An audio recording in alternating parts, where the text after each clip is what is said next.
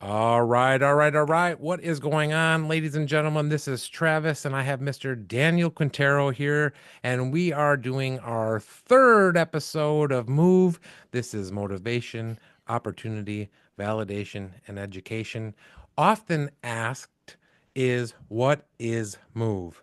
And Dan started doing Move. It was an in person event about a year ago, and it was an opportunity for people to get together and do some professional growth and development. Now, when I got into the real estate industry a couple years ago, I had never heard of professional coaching. I'd never heard of personal growth or development. I barely read a book. And what I think is beautiful is over the course of the last 3 or 4 years, I think Dan, you've seen some of this is as time has went on, I've discovered some of these coaches and some of these mentors and some of these support systems, and some of it's been paid, some of it's been free. But what we wanted to do is open this up to a bigger world. It kind of started with real estate industry people, but what we do here in this space is not exactly always real estate related. Now, we may talk about it because we do that for a living, but we also have other things that I think are really, really important. And part of it is we're going to share stories. And the wonderful thing is that we've got some great guests lined up. In the next couple of shows, we're going to start rolling out some new guests. So it won't be just Dan and I. And what that looks like, if you're potentially interested or if you're considering it or you're thinking, why should I be a part of this, is these guests are going to come on and they're going to share their story. And we all have a unique story. And I think it's really important that people understand who you are. And then it makes it a lot easier to do business people to people. People don't buy from businesses, they buy from people. So that's kind of what Move is in a nutshell. And tonight, the theme is Mission Impossible. I'm pretty excited about this one.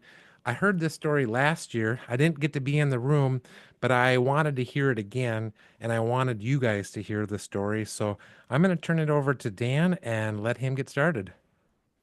Hey, Travis, thanks. So, I have two stories I'm going to share tonight. Both of them happened in my youth. The first one was 1977, spring of 1977. I was in the eighth grade. I was on the track team, and we were in Woodburn, Indiana, at Woodland Junior Senior High School, and it was the ACAC uh, uh, champion track tournament. And through the course of the event, we're probably three-fourths of the way through. I was running the mile. So when the mile was starting, something that I found kind of daunting, it normally when you're running in an event against another school, it's just you and the other school. You might have somewhere between 5 to 6 runners that you're competing against. And when it's a conference championship tournament, I think back then the ACAC had 12 teams, 12 schools. And so on this track with me, as we were walking on the track, there was over 20 runners. I think the number was at least 24, maybe it might have been close to 30. And as I'm walking on the track and getting my position on the track, realizing I'm running against all these guys, it was something I never experienced. And it was a little overwhelming at the beginning of the race, wondering where I belonged in this group. Anyways, the race started. And as we're going past in the first turn, we're getting towards the end of the first turn. Myself and one of the other runners, actually, it wound up being a kid from Woodland Junior High. And I'm in second place right behind him. We wound up in the backstretch, and I'm running right behind him. And I'm not sure where the group is behind us, but it seemed as we're going further down the track, we were creating a distance. And we get around the turn and get back on the front straightaway, and we get to the finish line. We completed a lap now. Now I'm right behind him. We get to the second turn, getting towards the backstretch, and about halfway through the backstretch, and my myself inside, I'm like, I can go faster. We're not going fast enough. So I catch up to him. I go to the right of him, and I'm going to go around him. And he glances over to his right as he's looking at me, and he says, "Nope." He doesn't say it out loud, but I know he thought it because he started running faster. And I'm, oh, okay. Well, he's not ready to let me go by him. So I sell him back behind him. We go ahead and go around the turn.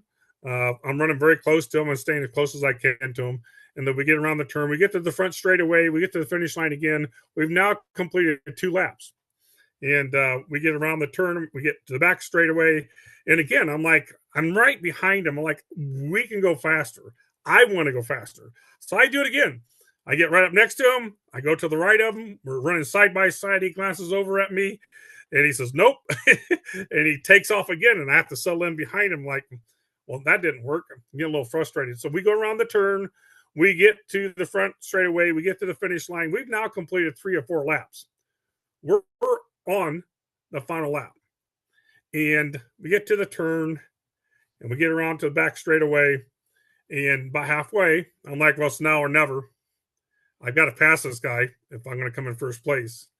And so I do exactly what I did the first 2 laps. We're on the third lap. And I get next to him and he glances over. He says, nope. And he takes off. And I settle in behind him, except for this time when he takes off, he's going much faster than me, and I can't actually keep up with him. And for the first time in this race in my mind, the thought of me actually winning the race was starting to drift away from me. I was starting to give up because he's taking off. He's running faster. I'm very tired. And I finally accepted that I'm going to finish second, maybe worse, but at least second in this race, and I'm okay with it. Finishing second in this race among some 20 some runners, not too bad. And I'm getting to the turn, and for the first time in this entire race, I hear in my left ear this screaming, go! And it's like, go! And they're saying my name. I hear saying my name, go, Dan, go! And I'm like, my gosh, I completely forgot about my classmates that are in the stands, my teammates that are in the stands. And I'm getting to the third turn, the last turn of this race, and I've let quite a bit of distance span between this guy and me, and I've given up. I mean, I'm very tired, but when I hear these voices, all of a sudden I'm realizing in my head that what I thought was mission impossible, I'm no longer going to win. This guy just taking off without me. I'm like, oh, this is important to someone else besides me. I forgot about the pain I was in. I went, this is important to someone else. So I physically started running faster. My arms started going faster. My legs started going faster. I started spanning my stride wider, even though I wasn't sure how I did it. It was just like kind of like an out of body experience. I'm doing something I physically am doing, and I'm not sure how I'm doing it. I just know that I'm doing it. And so we're getting to the middle of the turn again. He's still a pretty good distance in front of me. And now in front of me, not just to the left side of me as I'm going into the turn, as I've turned into the turn, I'm in the middle of the turn. Now I can glance up and look into the stands as I'm running, and I can see them actually standing up, cheering for me and yelling for me.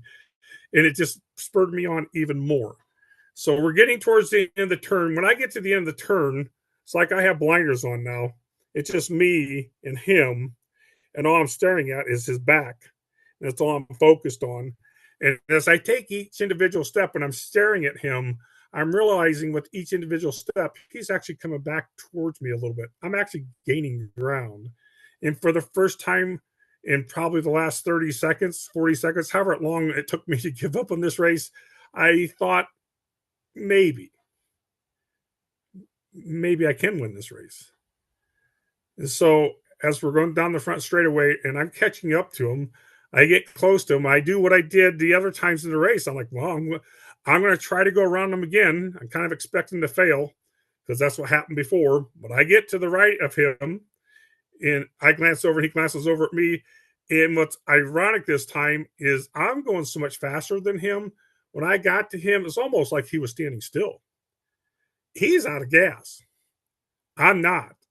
And the only reason why I'm not out of gas because of people to the right of me now, as I'm on the front straightaway, are screaming at me, making me run faster than I can actually make myself run. So I pass him.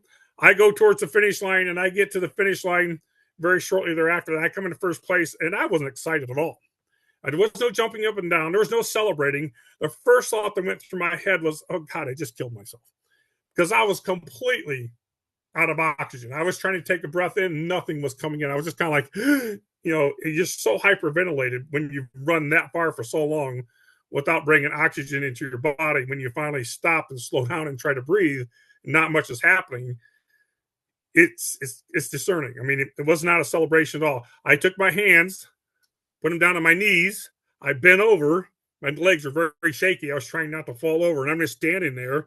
I turn to my left to turn around and look to see what's happening, and he finally crosses the finish line. I mean, I don't know what the span was, but it wasn't a close race at the end. I I I won by a lot, and I still wasn't excited about it. He comes up to me, he puts his right arm around me, and he I don't know what he says. He says congratulations or good job. He was a very good sport about it. I reached up with my left hand, and I don't think I said anything. I don't think I could say anything. I just put my left arm up around him like that, and I'm still bent over trying to catch my breath. And then my coach is running towards me. He's got his hands up. He's jumping up, and he's so excited. He goes, "Good job, good job." He goes, "You okay?" I just like looking up at him, and I can't breathe. And he goes, "Stand up, stand up." He goes, "Put your arms up, put your arms up." So I put my arms up. He goes, "Take deep breaths, take deep breaths." And I'm standing there doing that, and it actually worked. And now, for the first time in probably 15 or 20 seconds, I'm like, "Oh, I'm going to survive this." I mean, I got oxygen coming back into my lungs, and I look over to my left again, and they're still celebrating this victory. And for the first time, I went, "Oh, that was kind of cool." But why I'm sharing this is that in the moment, not by my own devices, but because the culture of the people around me wanted me to win so bad that pushed me through something that was absolutely possible, guys. It was impossible. I had tried to pass this guy several times, and the last time I tried to pass him, he took off. It was over. I'm telling you, it was over. But somehow, by the end of the race on the other side of that track, I was in front of him by a considerable distance, but it was impossible. So go ahead. So when you said that, I was writing down some notes here. So it just brought up a couple points. Like, so this is a thing is compete at a level that your competition didn't know existed. This is something that one of my coaches told me, and I've said this a couple times. But then I was in a conversation, talking about this competition thing, and you know, win lose is kind of the wrong mindset. We want to have a win-win mindset, but us as guys or as people, we always want to compete. And I struggle with this a lot is I'm competitive, right? But how can you be competitive and also be constructive, as kind of was one of the takeaways that I wrote down. So I don't know if that's helpful or not, but um Well, the the other reason for telling the story, the reason why I tell the story, why I think it's so inspirational and motivational for people, there's someone who's going to hear this podcast, going to hear that story, and needed to hear it. They're faced with a life crisis, whether it's financial, personal, relationship, job, haven't worked for 6 months, whatever it is, where this feels like it's the end. And it's impossible. And I'm just telling you, in that moment, at that tender young age in the eighth grade, I was faced with that. Obviously, it's left a huge impression upon me in my life and what I've done since then going forward. I've had many times when I'm like, bam, this is impossible. And I forged a way through only knowing that, saying something's impossible in general, not always the case, but in general, is a matter of opinion, right? It's not a fact. It's something that's going to happen. You go, oh, well, that's impossible. Or you're talking about something that's going to happen in a few seconds or a few minutes or a few hours or a few days. That's not possible. That's an opinion. Given the right circumstances, the right situation, the right people around you implementing the right things, you can achieve just about anything. There's like, I won't have the debate about the things that are actually impossible, but in general, most of the things that are happening in our life beyond our own ability, even at the tender age of, I think I was 12. I don't know, was I 12 or 13? I was in the eighth grade, but I learned that day because I was being spurred on by other people. They made me physically do something I was not going to do by myself. I had totally resigned myself that I had a great day. I'm going to finish second out of 24 runners or whatever it was. I'm going to finish second. That's a great day. In most instances, it is. But to them, that wasn't enough. Yeah, that's So let me go ahead. other thing I was going to tell you. Thank you for sharing that part of the story because as you were telling me this, I was thinking about this. I feel like this a lot in real estate because I call you and I want to give up a lot. And as you were telling me, you've been a cheerleader for me along the way, and you've helped me in a lot of ways. And so I was thinking about this as a lot of times, we need help to get to the next level. And, people may be afraid to ask for help from people that are ahead of them. You are way ahead of me in a lot of things. And so I very much value your feedback and help. and your mentorship and all those things. But if somebody doesn't have a mentor, maybe they're afraid to ask. I don't know. Like I got lucky, I feel like, but if you don't have somebody like Dan that you can do something like this where they're cheering you on, they're the people that want you to succeed are in the front row watching, cheering you on. And the people that are don't want you to succeed are behind you. That's kind of an Mm-hmm. analogy that I have. So I just wanted to mention that, and we can hit your next story. The next story, so it happened to me when I was a senior in high school. Actually, it was 2 weeks after I graduated. Leading up to this time, my 4 years in high school, I played on the baseball team. And I had a fair amount of success when I was a senior in high school. I was all conference. I was a first baseman and a pitcher. I made all conference. And so I had a certain level of success. I love baseball, and I still do today. But when I was 8 years old, my little league team went to my first Cincinnati Reds game at Riverfront Stadium, and walking into that stadium, it was an early evening game. It was like walking into heaven. It's all white. It's a huge building, all lit up with all the lights that circled the entire building.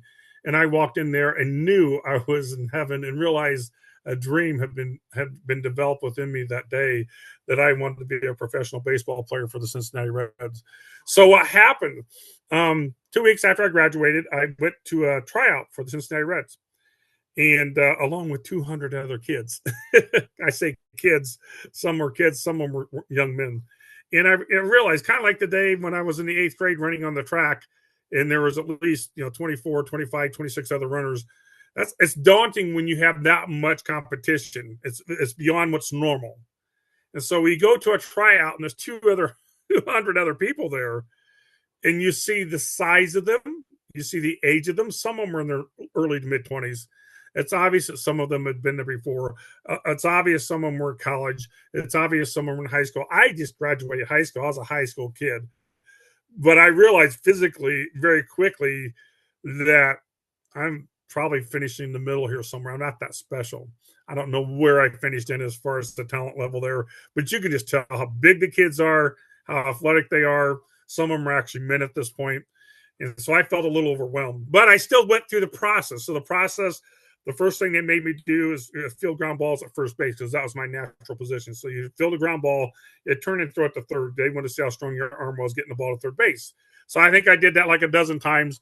And then they had balls at first base, because that was my natural position. So you field a ground ball, it turned and throw it to third. They wanted to see how strong your arm was getting the ball to third base. So I think I did that like a dozen times.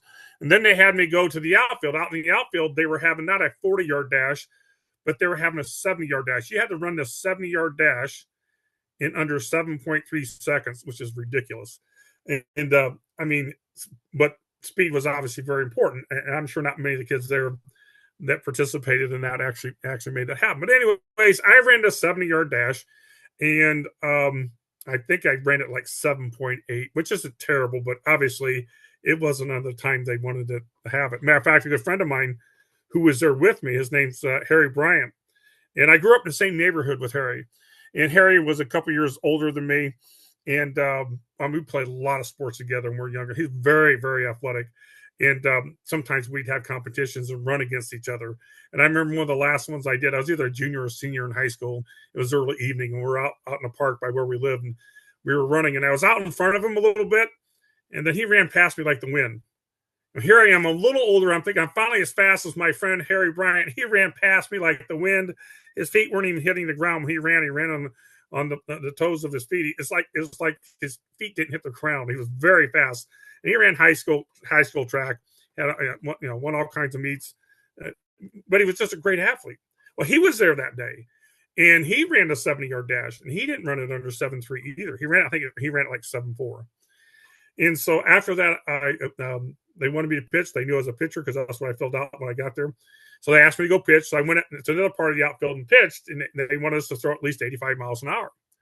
Now, 2 weeks before that, I played it in Columbia City in the sectional finals against Homestead High School, and I was pitching. Unfortunately, leading up to that last game, I was completely shot. Towards the end of the season, whether it's football season or basketball season or baseball season, towards the end of the season for all athletes, your tank's empty. I mean, you're just out of gas. And that day when I pitched in that game, I didn't do well at all. My right arm was killing me. I did the best I could, but I just didn't have anything left in the tank. So 2 weeks later, when I had to pitch at this tryout, my arm didn't hurt as much, but I hadn't done anything for 2 weeks. So I don't know how fast I threw the ball. They didn't tell me. I don't think it was fast enough, but they didn't tell me. So I after that was done, I did the fielding, I did the running, I did the pitching. I kind of knew. I probably again, I kind of felt like I probably finished in the middle. They told us that they were going to keep the top 60. They're going to keep the top 60 there, which was less than half the people, and have batting practice. So they read off the names. I don't remember if it was up on a board or if they just read them off. All I know is I didn't make the cut. So I'm walking off the field. This is Carrington Field, by the way. Carrington Field used to be located for decades out where the Wizards Field was. The Wizards Stadium, the minor league team when it first came here, was out by Coliseum and Coliseum Boulevard. And before that was built. So that's where Carrington Field was.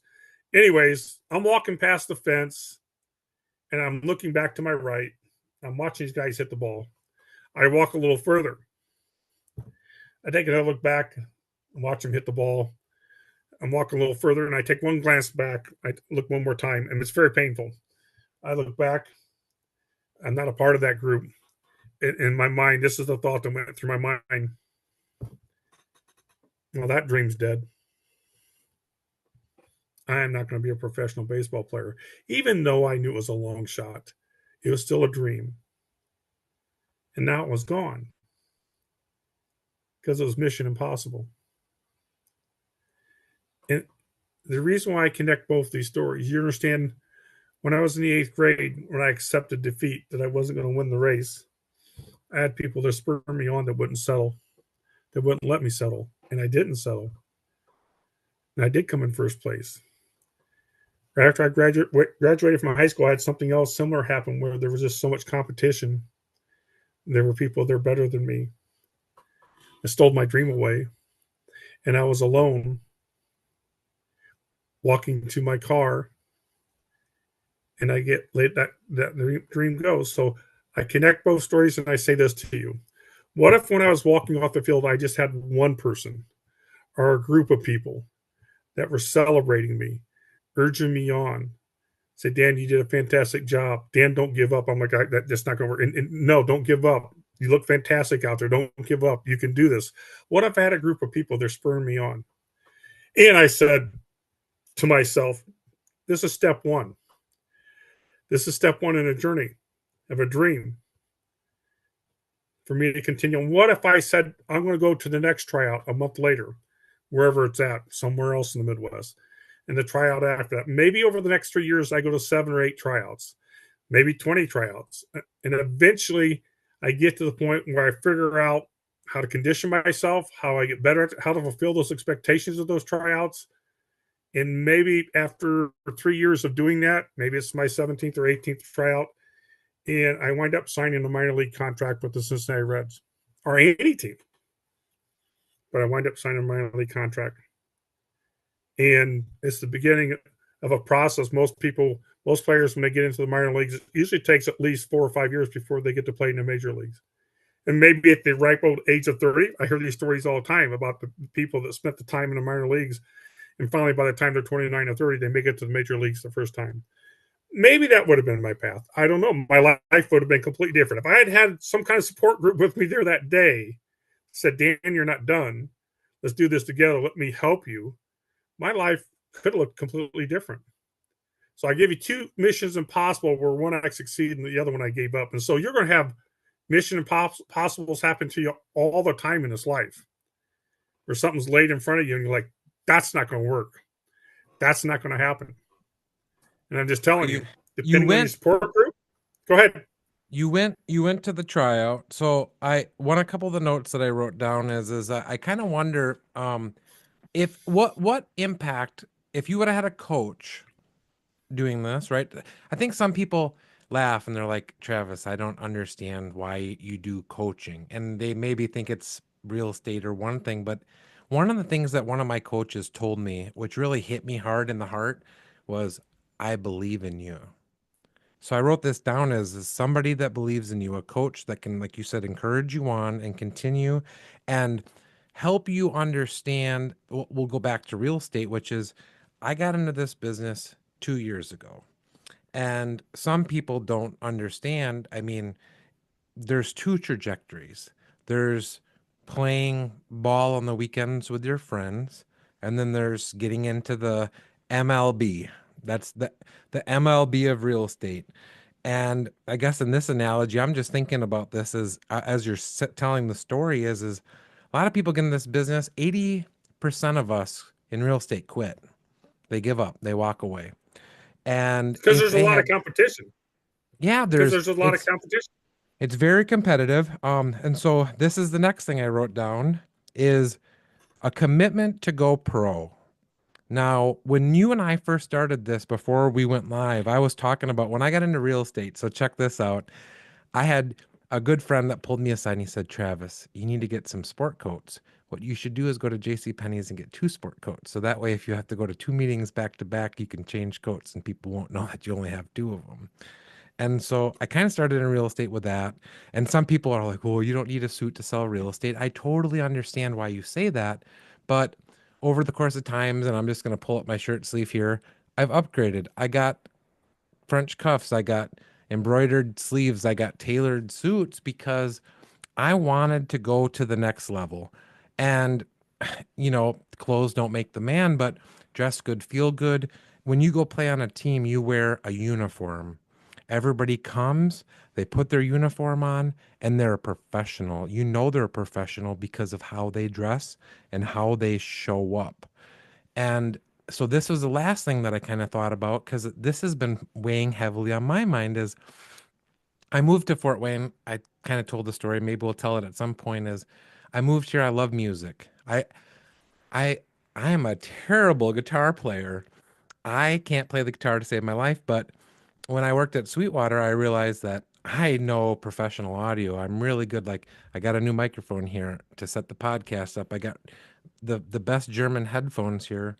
I'm really good at figuring that out. I'm not a good singer, but I wonder in this analogy of the baseball game, if I had a coach and I had the right resources, could I possibly, I don't know, be a country western singer with the right it's a far dream. I'm just kind of, I'm not a baseball guy, but I'm thinking about if I really wanted to be a Nashville singer, is there a path of success? And I actually think if I went and hung out with some people that were famous Nashville singers, they could help me become a famous Nashville singer. And, you know, people often ask me, they're like, what do you do with Dan? How come you always talk about Dan?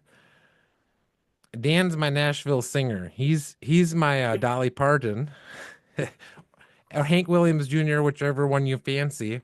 And, when you get, I think about this a lot. Because I also try to coach and mentor people, and people ask why. I think that when you get to a certain point, you want to give back to the community and you want to help other people. And so I'm glad that we got to do this tonight because this is what Move is about. In the end of the day, I think that um, this actually can help people go pro. I want to use that as an example, but be a pro. Well, number one, you got to surround yourself with the right people. That's key to everything. Whether it's one person or a group of people that's in your circle, and the people that join our podcast or the people that are part of our circle and social media understand that part of move is called validation. Means we're always validating what other people are doing. I quite often will get on Facebook and I'll either like or love what someone else is doing. I may not have any real connection with that person other than maybe talking to them once or twice a year, but they hear from me all the time on Facebook because I'm always validating what they're doing. I'm always supporting what they're doing. I may never make a dollar off that person. I may never have a relationship with that person bigger than this what it is on Facebook when we share from a distance. I don't care. I'm always validating the people that happen to be in the same circle with me. So that just comes as a very natural part of that. So when they do come, if they ever do come to me in that circumstance, or I do see them fighting against something that's very big and it's mission impossible to them, I'm standing up and going, hey, I got you. And I've said that to many people when people have been in a moment of crisis. I said, I got you. I believe in you. Let's do this. And let me show, in some cases, I've been able to show them the way. So the point of all this is that whatever you're going through tonight, there's got to be someone that hears this art today, whenever you actually see this, is that, you know, use the stories that are given to you, the instances that are given to you, and realize this is the human existence. We're all faced with things that seem like it's impossible, but if you have the right people around you, number one, and number two, um, know that deep inside yourself, there's always a way. Even like I said, I didn't have to give up that day. I didn't need to have people around me spurring me along. But this is something that had gone on for 10 years of my life, from the time I was 18 until I was 19, from the time I was 8 until I was 19, excuse me, 11 years of my life. I want to be a professional baseball player for the Cincinnati Reds. And the first chance it became pretty obvious that wasn't going to happen, I gave up. I gave up. And then you got to wonder about your dream in the first place. You know what I mean? So we all have dreams. I want to be a realtor. I want to be a teacher. Whatever it is, I want to be this. I want to be that. I want to do more of this. I want to have more of this. And there's obstacles every day. There's Mhm. obstacles every day. So that's why we're here. That's awesome. So I shared a post with you, a video. This happened to come out this Ed Milet podcast this week, and the title said, "I wish you'd prayed for me to die." And I shared it with you earlier. A couple of things I wrote out of there was your test becomes your testimony. This guy got hit by a bus. Just if you never heard about this guy's story, he got literally like tore open by a bus and almost died, and it took him years to get back. And um, in all of this, he was talking to he wanted to kill himself. He asked himself how much, and what he was talking about is how much painkillers would I have to take to kill myself. And his he said the moment that his life changed was his mom said, "Listen, at some point, if you're gonna be miserable, go be miserable by yourself. I don't want to be miserable with you." And I just wanted to close out with this is because you tell me this all the time. What's the thing you tell me about rolling around in the mud with the pigs? So you know what happens when you wrestle with the pig in the mud? You get muddy. Nothing else gets accomplished. If you want to wrestle with the pig in the mud, whether it's in your own mind or someone you're having a disagreement with that just wants to fight with you about everything, if you want to go there in your own mind, or if you want to physically or emotionally go there with somebody and fight with them where they're at, which is wrestling in the mud, all you get out of that is being muddy. You're not accomplishing anything in your life for your family or for yourself. And I heard that term, I don't know, a long time ago, and I laughed when I heard it because it's so simple and it's so true. And I've done so much in my life to avoid those situations. Not that I'm perfect at it. Oh, I've been drug into the mud several times. Trust me, when I'm arguing with somebody and I'm not winning, and I can't understand why I'm not winning because I know I'm right, and they don't care. They don't care that I'm right. It doesn't matter if you're right or wrong. It doesn't matter. If you're going to go wrestle the pig in the mud, all you're going to get out of it is being muddy. So I avoid Um, those situations as often as I can. I would say at least once a day I get that opportunity. The guy that drives past me with his finger, pointing his finger at me, or whatever it is, someone at the store, or someone on social media, or something somewhere where someone challenges you or someone dares you, and you want to go, why? Why? The amount of time this is going to take, and all I'm going to walk away with is being muddy. a Why? man convinced against his will is of the same opinion still. I have to remind Yeah. myself that one sometimes. So, but awesome. I think this is a great episode. I hope you guys can join us for more of these episodes. Check us out on social media. This is on YouTube, LinkedIn, it's on Facebook. We do this every Thursday at 9 o'clock Eastern Standard Time. If you'd like to get on the podcast, send me a direct message. I have 3 guests lined up that we're going to bring on. We're going to be talking about addiction, we're going to talk about health, and we're going to be talking about your social media presence. So it's kind of exciting stuff coming up, and looking forward to doing more of these with